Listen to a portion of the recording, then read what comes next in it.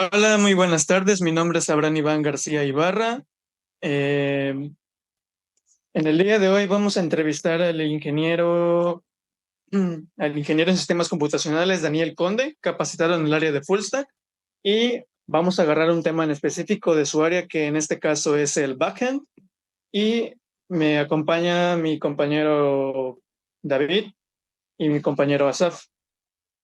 Ok, ahora si me permite, ingeniero Daniel, le voy a hacer la primera pregunta, que es, ¿podría decirnos brevemente qué es el backend? Hola, buenas tardes. Bueno, antes que nada me presento, soy ingeniero de sistemas, mi nombre es Daniel Conde. Tengo 8 años trabajando pues en esta área, ¿no? Como full stack, en estos años full stack en Microsoft. Y bueno, con respecto a la pregunta, el backend se refiere básicamente a todos los módulos que contienen la lógica del sistema. Por ejemplo, si nosotros hacemos una aplicación bancaria, por ejemplo, tenemos tanto las aplicaciones móviles, las aplicaciones web, que serían los portales del cliente, por ejemplo, y tendríamos detrás de esas aplicaciones, qué es lo que ve el usuario, todo el módulo que contiene toda la lógica de negocio, todos los procesos en que donde se efectúan las transacciones, se manejan los clientes, etcétera. Toda esa parte que está detrás del sistema es el backend. Entonces, en esa área es la que estoy trabajando últimamente y bueno, se compone de varios aspectos. Por ejemplo, en primero está lo que es el código, ¿no? El código, por ejemplo, es, no sé, como ya saben, puede ser hecho en C Sharp, en Java. Últimamente se utiliza mucho Python y JavaScript. También se utiliza en lo que es, perdón, lo conforma lo que es la base de datos y otros aspectos como, por ejemplo, todo lo que es los serverless, son servicios en la nube, en donde en conjunto con los dos aspectos que ya mencioné, trabajan para conformar todo lo que es el backend. Ok, gracias. Ahora vamos con la segunda pregunta. ¿Cómo gestiona la integración continua y la entrega continua CI/CD en sus proyectos? Bueno, en el equipo en el que estoy, hay unas personas dedicadas a lo que está al CICD y básicamente lo que ellos hacen es configurar un entorno en donde nosotros podamos subir nuestro código. Eh, Después, el siguiente paso es que se compile. Una vez que se compile sin errores, pasa a ejecutarse todos los tests. Y si todos los tests son correctos, entonces ese cambio o ese pedazo de código se adhiere a lo que es producción, a lo que nosotros le llamamos un despliegue y se genera una nueva versión. Todo ese proceso es el CICD y lo que nosotros, más bien lo que nosotros utilizamos como herramientas son, por ejemplo, GitHub, Jenkins, Maven y, si no estoy mal, Bamboo. Ese es el stack que utiliza el equipo de deployment para estos casos. Ok, gracias. Ahora vamos para la tercera pregunta. ¿Puede hablar sobre su experiencia con servicios en la nube y cómo los utiliza en sus proyectos? Claro, bueno, servicios en la nube hay un montón. Por ejemplo, los últimos con los que trabajé eran parte de Amazon Web Services y vienen siendo lo que es los Lambda. Los Lambda son funciones muy específicas que ejecutan, por lo general, una sola tarea. No sé, como ejemplo, el último Lambda en el que yo trabajé servía para entregar mensajes de correo electrónico a los usuarios después de que una transferencia o una compra se realizaba. Entonces, una vez que una compra se realiza, él te manda a llamar desde el backend al servicio de Amazon y Amazon envía desde este servicio notificaciones a los clientes. Ese es un típico servicio en la nube que es muy utilizado por parte de Amazon. También hay otros que son el SNS, el SQS, que esos son como colas de tareas a ejecutar. Entonces, este, esos son algunos ejemplos más utilizados en la nube, ¿no? Ok, ahora vamos con la cuarta pregunta. ¿Qué importancia le das a la documentación en tus proyectos y cómo la mantienes actualizada? Bueno, la documentación viene a ser una parte muy importante de lo que es el sistema. ¿Por qué? Porque si, tú estás haciendo una aplicación el día de hoy, tú conoces las reglas del negocio, conoces los módulos de código, en fin, conocimiento de todo lo que tienes en tu PC. Pero ¿qué pasa cuando se integra un nuevo integrante, ¿no? Una nueva persona? Tiene que entrar en contexto y muchas veces la explicación que nosotros le damos, el intro, por así decirlo, no cubre todos los detalles que él necesita saber. Entonces, él necesita de alguna manera conocer todos los detalles que tú ya tienes en mente. Y para que a ti no te reste tiempo en tus tareas o ya sea algo muy detallado que ni siquiera tú recuerdas, pues él puede basarse en lo que es la documentación. Me ha tocado casos en donde empiezas a trabajar y luego tú no tienes contexto de lo que estás haciendo. Entonces, ¿qué es lo que pasa? Te dicen, mira, no tenemos idea de lo que hay en el código, sabemos más o menos cómo funciona, entonces lo que necesitamos es que le inviertas tiempo, unos días a leer todo lo que existe en el proyecto y ya de eso tú vas sacando tus conclusiones y de ahí ya decidimos qué hacemos. Si lo retomamos, si hacemos un refactor, si lo hacemos desde cero o de plano no tenemos nada porque todo es no se puede reutilizar. Entonces, es una terrible pérdida de tiempo todo eso. Y Ok, es lo que debemos evitar con la documentación. ok, De igual vamos, manera el cliente igual lo necesita para saber cómo usar su sistema. Si no, es un desastre. ok, vamos con la quinta pregunta. ¿Puede mencionar algún caso en el que en el que haya que tenido que refactorizar código y los beneficios que usted obtuvo? Sí, en caso de refactorización, en el último proyecto en el que estuve fue un proyecto bancario hace unos 3 meses y entonces unos compañeros empezaron a hacer como que ciertos módulos para hacer transferencias. El problema con eso es que eran unos que habían recién egresado al equipo, no tenían mucha experiencia y los módulos que ellos construyeron estaban muy ambiguos. Pon tú, por ejemplo, teníamos el método de hacer las transferencias, el cual primero recibía los datos de la transferencia, que eran la tarjeta de la que iba a salir, la cuenta a la que iba a llegar el monto, este, los datos del cliente que se necesitaban para sacar la factura y todo. Entonces, en vez de tener un orden claro de los pasos y de los métodos de los que se necesitaban para todo ese proceso, ellos tenían nombres muy ambiguos, los métodos hacían muchas cosas más que no tenían sentido, no habían muchas líneas sin utilizar, mucho código comentado. Entonces, era muy difícil de reutilizar. Entonces, en ese caso, bueno, mi tarea era quitar todo lo que nos sirve, dejarlo legible y en módulos para que esas mismas transferencias las podamos utilizar en otras secciones del código. Ok, ahora le paso a mi compañero David que le va a hacer las siguientes 5 preguntas.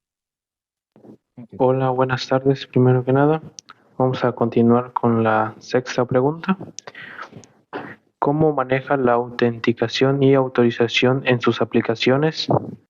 Bueno, en este caso tenemos varios métodos de hacerlo. La última que se utilizó, en este caso bancario, fue el JSON Web Token, que lo conocen como el JWT, donde básicamente tú generas un token en el servidor y ese token, cuando tú haces login, te lo devuelve. Y ese mismo es el que vas a devolver por cada petición que hagas del frontend al backend. Y si contiene todos los requisitos del token, si no ha expirado, si es válido y contiene tus datos necesarios, va a dejar pasar tu request y te va a devolver todo lo que tú estás solicitando. Creo que de hecho es la manera más sencilla y rápida de hacerlo, porque también existe el otro método que es el OAuth y otros como el multifactor, pero eso ya es meterle un poquito más de tiempo. Sin embargo, cualquiera de los tres son válidos. Ok, ahora con la séptima pregunta. ¿Puede explicar cómo diseña y gestiona las bases de datos en sus proyectos? Sí, para este caso tenemos primero que detectar todas las entidades que tenemos en los requerimientos, ¿no? Si, por ejemplo, tenemos, no sé, un proyecto de bienes raíces, tenemos obviamente de ahí la primera entidad que podemos distinguir, que es que tenemos propiedades, vamos a tener clientes, vamos a tener vendedores, vamos a tener direcciones de esas propiedades, que es una entidad aparte.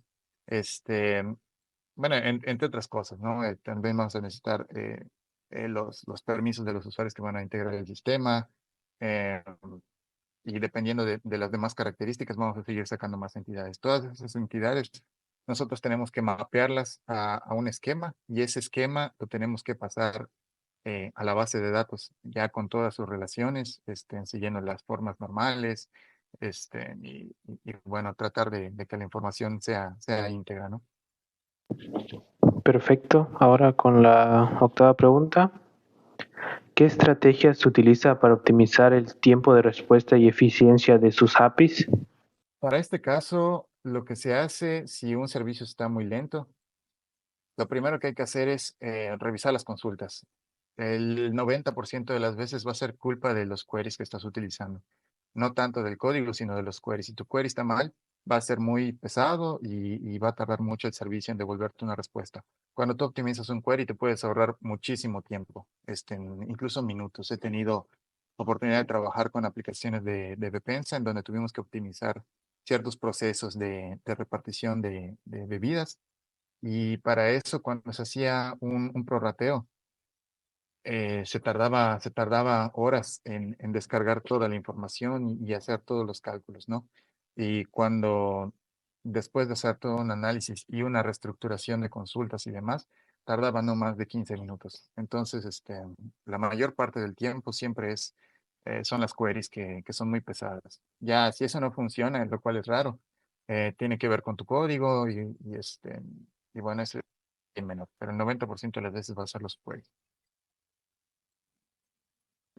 Ok, ahora con relación a la carrera de Ingeniería en Sistemas, ¿a qué materias se le debe tener cuidado? Ok, las materias que yo considero realmente importantes son programación orientada a objetos, porque ahorita la mayoría de los lenguajes son orientados a objetos. Eh, la gestión de bases de datos, en donde sea lo vas a necesitar. ¿Y qué otra? Ah, bueno, y programación funcional también. Bueno, no sé si llevan programación funcional, pero igual es un paradigma que se está utilizando mucho, mucho en estos días. Digo, todas las materias algo te tienen que aportar, ¿no? Pero para mí las dos que tendrían más peso serían esas, la programación orientada a objetos, y todo lo que tenga que ver con bases de datos. Ah, perdón, ingeniería de software también. O sea, todo lo que trate de requerimientos y demás es indispensable. Bien, entonces vamos con la décima pregunta. ¿Cuál considera que es la materia más importante de la carrera? La más importante, bueno, en las tres que te había comentado, yo creo que la programación orientada a objetos, todo lo que tenga que ver con programación. Ok, perfecto. Ahora lo dejo con mi compañero Asaf, que le va a decir las últimas preguntas. Ok, buenas tardes. La siguiente pregunta es, ¿considera que el inglés es vital en la carrera? Definitivamente, sí. Si lo que quieren, este, por lo general, pues todos, ¿no? Si lo que quieren es un sueldo mucho más alto que lo que suelen dar, pues en México, yo considero indispensable que se aprenda inglés y que se pueda hablar de manera fluida para poder obtener un trabajo en el extranjero. Por lo general, se dan muchos trabajos en lo que es Estados Unidos, Canadá, la India y Suiza. Entonces, en esos trabajos te pagan muy, muy bien, te lo digo por experiencia de unos compañeros, y también mía que trabajamos como externos en compañías extranjeras.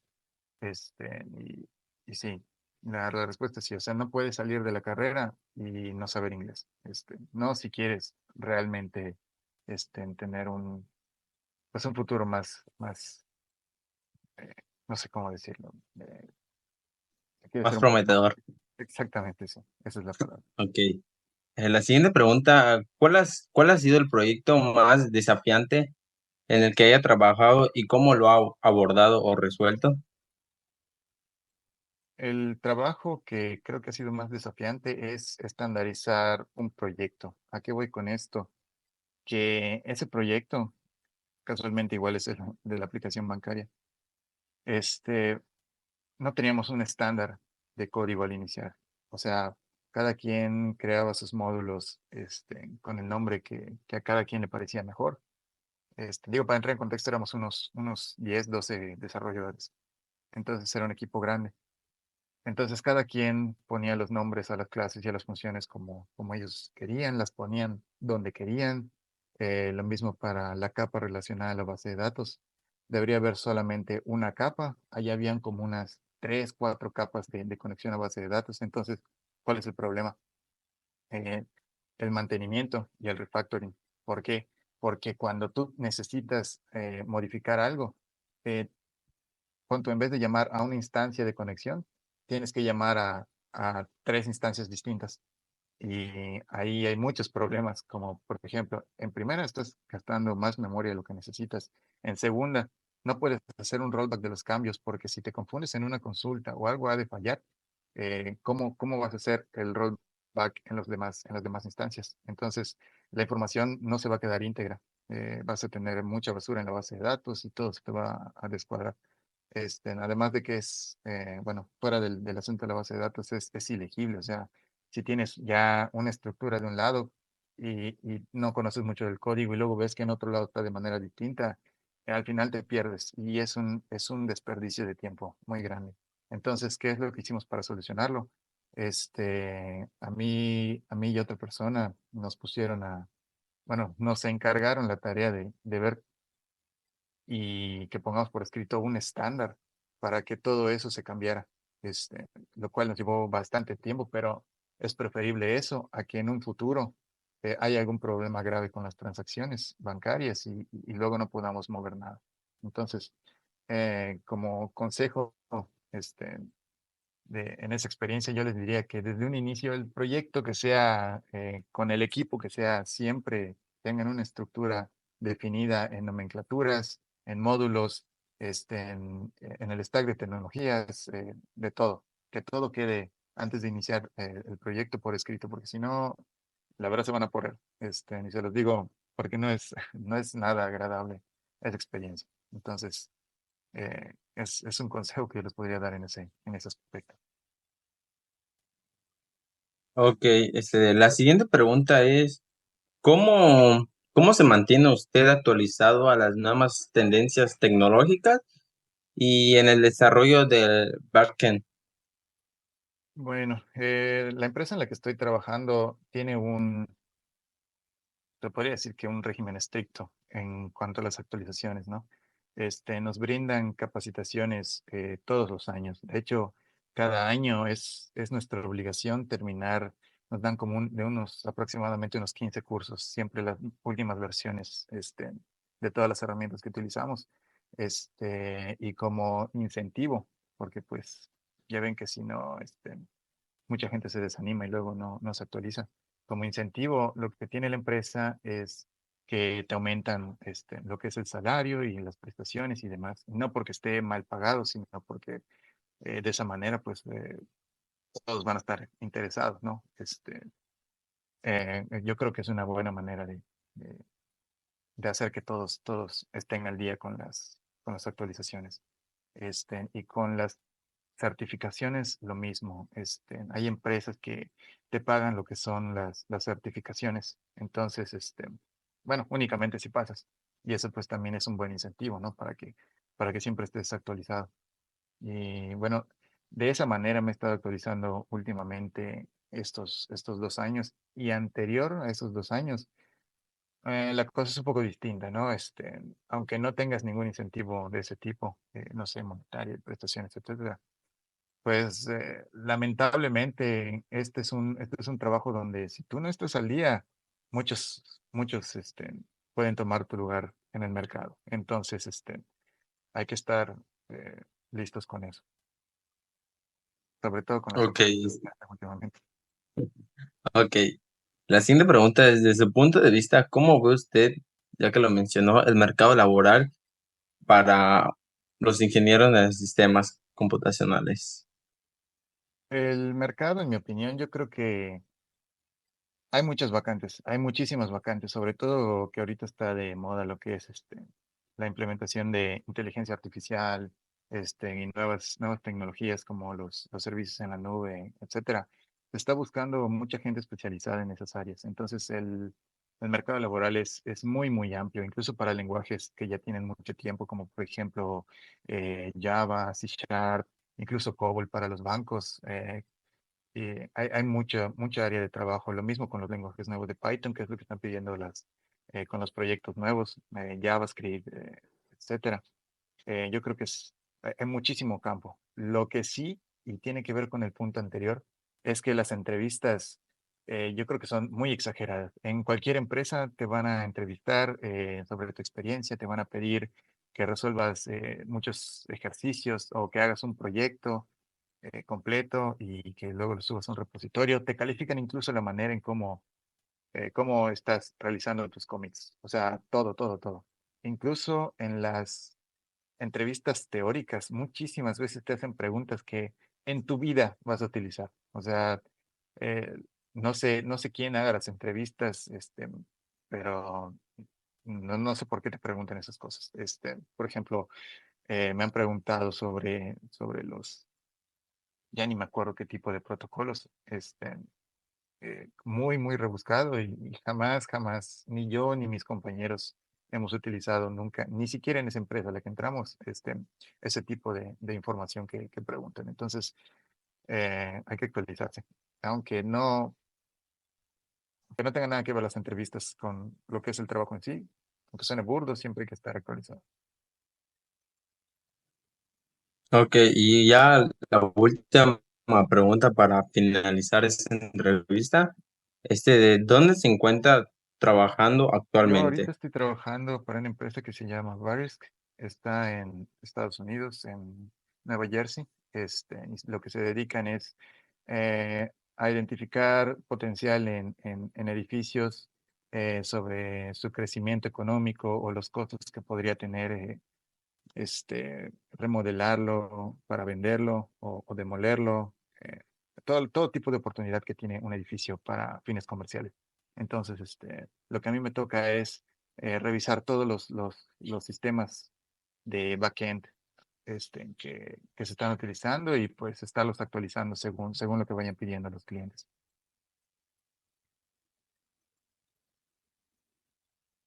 Ok, pues eso sería todo. Le agradecemos por su tiempo y por acceder a esta entrevista. Que tenga una bonita Gracias, tarde. igualmente.